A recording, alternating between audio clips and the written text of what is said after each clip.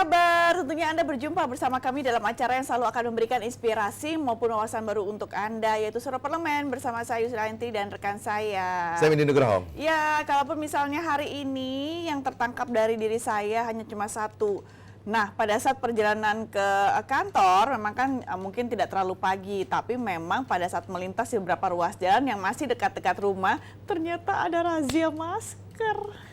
Harus ya, di mana-mana sudah mulai ada razia masker. Iya loh, kayak langsung panik, gitu. Karena kan diberhentiin kan, terus ada yang harus turun dari mobil, terus udah gitu kayaknya diwawancara dulu, karena ada yang harus membayar, harus ngisi data-data. Aduh, ternyata repot banget. Jadi ternyata kalaupun misalnya naik mobil, mirsa harus tetap maskernya itu dipakai. Itu tandanya Anda yang memang tertangkap tidak mematuhi protokol kesehatan. Ini menjadi hal yang penting jika misalnya ada keluar rumah dengan kondisi seperti ini, kan berbahaya sekali kalau tidak menggunakan masker. Jumlah korban semakin banyak loh. Betul. Bahkan kalau misalnya razia masker katanya didenda 200.000. Bahkan ada yang menarik juga, misalnya di daerah, kalau tidak salah di daerah Lenteng Agung, ini ada satu peti mati yang katanya kalau misalnya ketangkep ini justru bisa dihukum masuk ke dalam peti mati selama 5 menit hingga 10 menit. Iya. Kalau misalnya sampai ketangkap, terus udah gitu juga kita dimasukin ke peti mati selama 5 menit. 5 menit itu jangan salah pemirsa, 5 menit itu lama. Jadi kalaupun pesannya luar biasa ya. Iya, mungkin dipikir 5 menit cuma sebentar. Enggak, sebenarnya 5 menit ini tuh sangat lama kalau misalnya memang dalam peti mati dan akhirnya menyadari ya bahwa suatu saat kita akan seperti itu di dalam peti mati. Aduh, ya harus pakai masker pokoknya. Ya, memang agak unik tapi mengingatkan kita untuk bahaya yang memang sedang melanda di seluruh dunia, tidak hanya di Indonesia saja. Tetap jaga protokol kesehatan, menggunakan masker. Bukan berarti Anda lolos dari razia masker, Anda lepas lagi maskernya. Ini juga salah. Dan pemirsa, setidaknya memang di Suara Parlemen kali ini kami akan memberikan berbagai informasi yang kami ambil dari beberapa media online yang terbit hingga saat ini. Segera kami masuk dalam headline media online.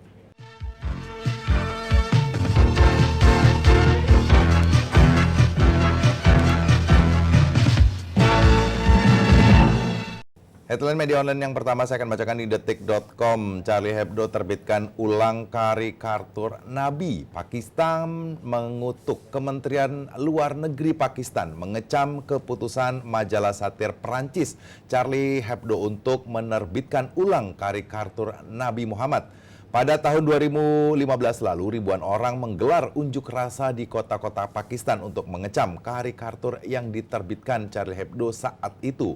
Menurut Kementerian Luar Negeri Pakistan, tindakan yang disengaja untuk menyinggung sentimen miliaran umat Muslim tidak bisa dibenarkan sebagai praktek kebebasan pers atau kebebasan berekspresi. Tindakan tersebut merusak aspirasi global untuk hidup berdampingan secara damai serta aspirasi untuk keselarasan sosial dan antar agama. Lagi-lagi, kalaupun misalnya juga masalah karikatur ini ataupun karikatur Nabi berkembang lagi.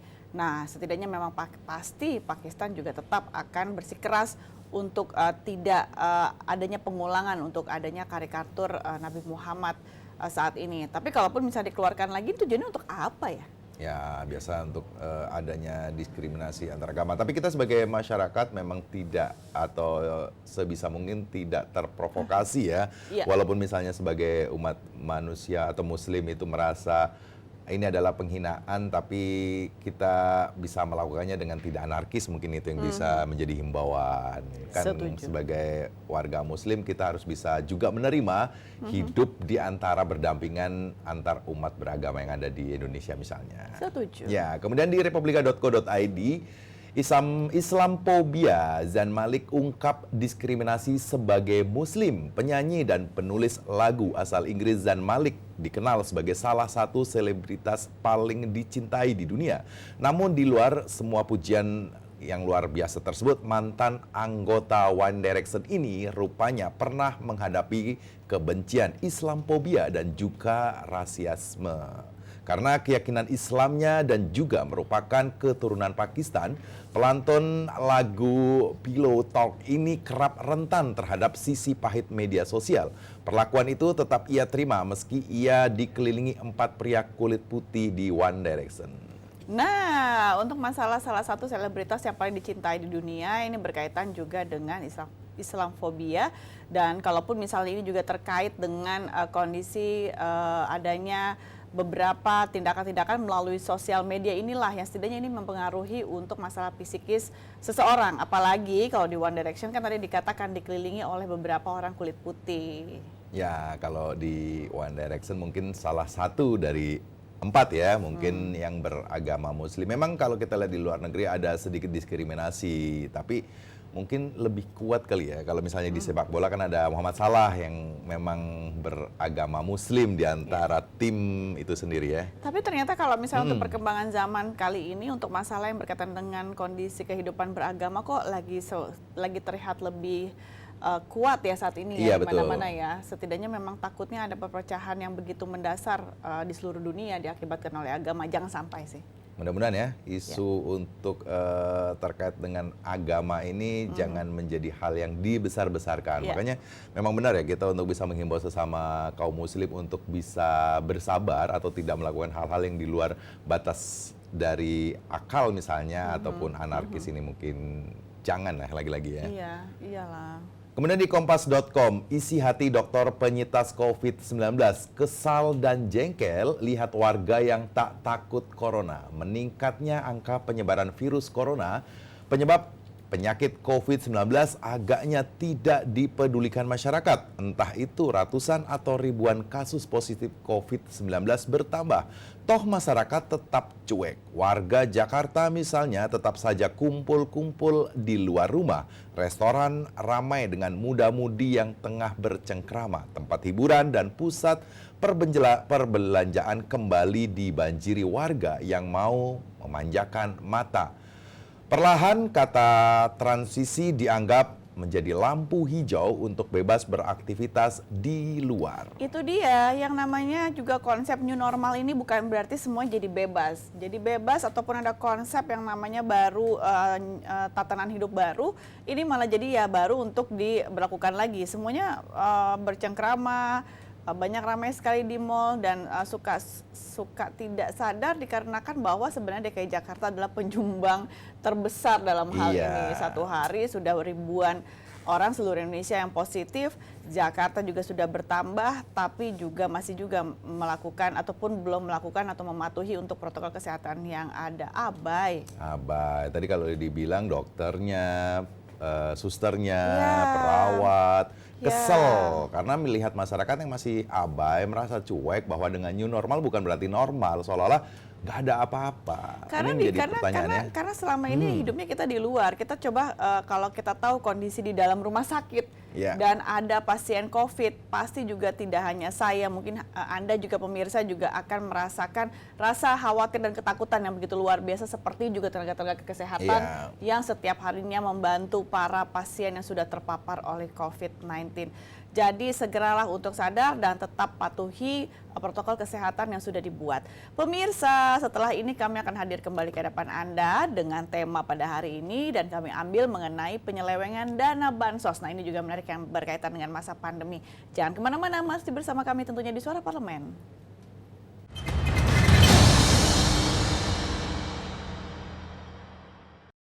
Komisi 7 DPR RI mendesak PT Freeport Indonesia serius menyelesaikan pembangunan smelter pada tahun 2023, bukan ditunda sampai tahun 2024. Di Gedung Nusantara 1 DPR RI Jakarta, anggota Komisi 7 DPR RI Riko Sia menilai, anggapan Freeport Indonesia mengenai investasi pembangunan smelter berdampak merugikan merupakan penggiringan opini yang salah. Jika bahan baku dikirim dan diolah di luar negeri, tidak akan menggerakkan perekonomian di Indonesia. Pemerintah diimbau tidak memberikan izin penundaan penyelesaian smelter kepada Freeport Indonesia. Apabila dimundurkan ke tahun 2024 pembangunannya, sangat merugikan Indonesia. Kenapa? Indonesia kan melakukan pinjaman untuk membantu share dalam pembangunan Freeport tadi, smelternya. Nah, ini kan harus dibayar bunganya. Apabila tidak terjadi produksi di tahun 23, maka Indonesia akan semakin rugi. Ini membuat saya sangat tidak nyambung lah. Sementara itu, Wakil Ketua Komisi 7 DPR RI Ramson Siagian mengatakan perlu mendalami faktor penyebab penundaan pembangunan smelter Freeport Indonesia melalui induk perusahaan Freeport Indonesia karena berdampak pada pertambahan hutang. Sangat peduli terhadap keterlanjutan pembangunan smelter karena kita ingin bahwa proses hilirisasi hasil tambang mineral itu harus berjalan. Untuk mengundang Mine ID, induk perusahaan dari Freeport, sekaligus menjelaskan permasalahan Freeport. Fitian dan Ridwan, TVR Parlemen melaporkan.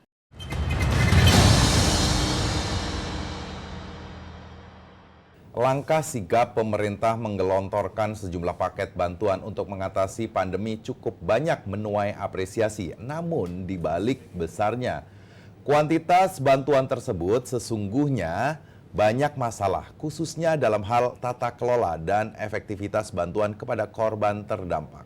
Hasil survei indikator politik menunjukkan sebanyak 60,3% masyarakat menganggap bantuan sosial yang diberikan untuk warga kurang mampu dinilai kurang atau tidak tepat sasaran sama sekali. Bahkan sebanyak 48,9% menyatakan tidak setuju. Sebagian dana di program prakerja digunakan untuk pelatihan online. Mereka menilai pembagian sembako dan bantuan tunai lebih bermanfaat ketimbang pelatihan online pada program prakerja. Temuan dalam survei tersebut juga semakin dipertajam dengan sejumlah polemik di Komisi 8 temui. Praktek penyelewengan terhadap bansos cukup marak terjadi di hilir. Penyelewengan tersebut salah satunya dilakukan dalam bentuk penetapan sepihak item sembako oleh oknum pejabat di daerah, sehingga menyalahi ketentuan dari pedoman umum program sembako yang telah disusun oleh pemerintah pusat. Nggak mudah memang, kalaupun misalnya dari pusat sendiri sudah memberikan kebijakan bahwa bantuan ini harus segera digelontorkan ataupun dicairkan. Tapi kan ini kembali lagi kepada daerahnya masing-masing ataupun misalnya juga pemerintah daerah yang melaksanakan di lapangannya.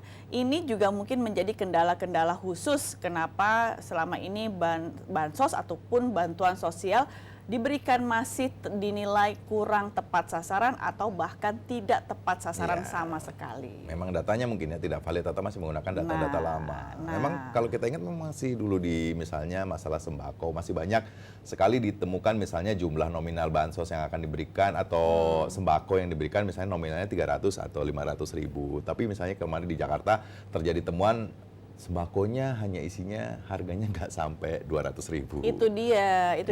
Penyelewengan ini pasti bisa saja terjadi. Tapi ini sebenarnya juga oknum-oknum siapa? Oknum ya. Oknum siapa yang memang harus bertanggung jawab dengan kondisi adanya penyelewengan. Apalagi ini berkaitan dengan bantuan sosial yang akan diperuntukkan untuk orang-orang yang terdampak dari adanya penyebaran ataupun penularan virus COVID-19 ini. Ataupun juga kita masih berada di masa pandemi yang belum tahu sampai kapan ujungnya. Tentunya pemirsa, kami akan segera kembali ke hadapan Anda. Masih kami lanjutkan dengan tema yang sama. Jangan kemana-mana, masih bersama kami tentunya di Suara Parlemen.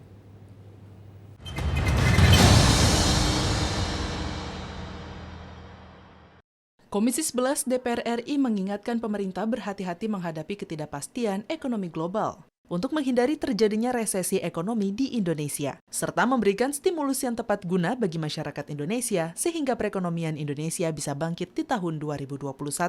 Ditemui usai menghadiri rapat paripurna DPR RI dalam rangka penyampaian RAPBN 2021 dan nota keuangannya oleh Presiden Republik Indonesia di Gedung DPR RI Jakarta, Wakil Ketua Komisi 11 DPR RI Amir Uskara mengatakan, optimisme pemerintah memulihkan dan membangkitkan kembali perekonomian Indonesia harus didukung kebijakan strategis, termasuk mendorong peningkatan daya beli masyarakat. Sangat mendorong pemerintah supaya dana yang ada di pemerintah, spending yang ada di pemerintah melalui APBN maupun APBD itu terus segera dibelanjakan supaya ekonomi bisa segera bergerak dan untuk kuartal ke-3 ini mudah-mudahan pertumbuhan kita bisa positif berapapun itu. Wakil Ketua Komisi 11 DPR RI Ahmad Hattari mendorong pemerintah menjaga kelangsungan fiskal untuk mengurangi defisit anggaran pada APBN 2021 yang diperkirakan sekitar 971,2 triliun rupiah atau setara dengan 5,5% dari produk domestik bruto atau PDB. APBN diprediksi masih akan mengalami pelebaran defisit akibat penanganan pandemi Sehingga penanganan pandemi COVID-19 dari sektor kesehatan harus tepat. Sebab resesi itu bertentangan dengan depresi. Nah, kalau dua hal ini menjadi satu, bisa dibayangkan perekonomian kita akan sangat terganggu. Itu yang kita harus sama-sama jaga. Tim Liputan TVR Parlemen melaporkan.